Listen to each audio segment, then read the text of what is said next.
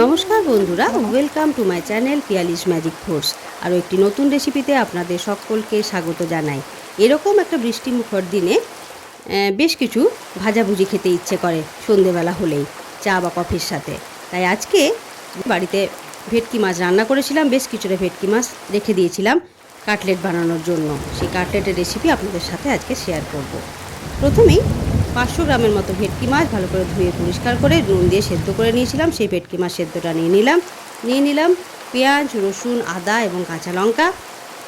নিয়ে নিলাম 1 চা চামচের মতো জিরে, পরিমাণ মতো লবণ, অল্প একটু হলুদের গুঁড়ো এবং দুটো ব্রেড স্লাইস সব একসাথে দিয়ে ভালো করে গ্রাইন্ডার জারে বেশ একটা মিহি পেস্ট বানিয়ে নিলাম।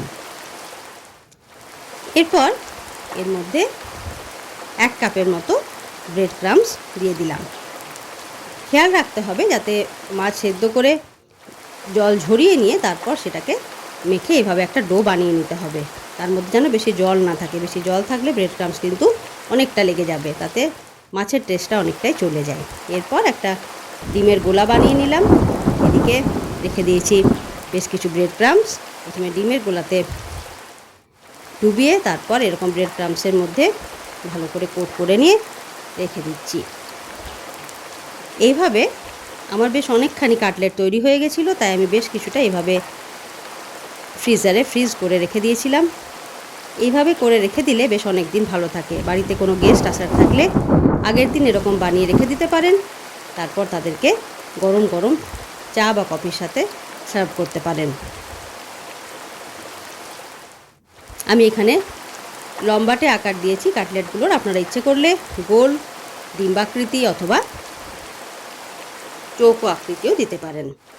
এভাবে আমি রেখে দিয়েছিলাম এবং বাকিগুলো গরম গরম ভেজে সকলকে সার্ভ করেছিলাম।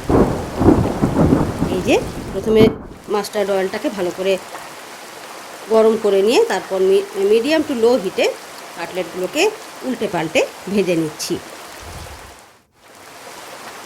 বাইরে থেকে ভীষণভাবে ক্রাঞ্চি হয়েছিল কাটলেটগুলো এবং ভেতরটা ছিল একেবারে নরম এবং খুবই টেস্টি। বাড়িতে থাকা উপকরণ দিয়েই খুব চটজলদি কাটলেটগুলো বানিয়ে নেওয়া যায়, খেতে অপূর্ব লাগে।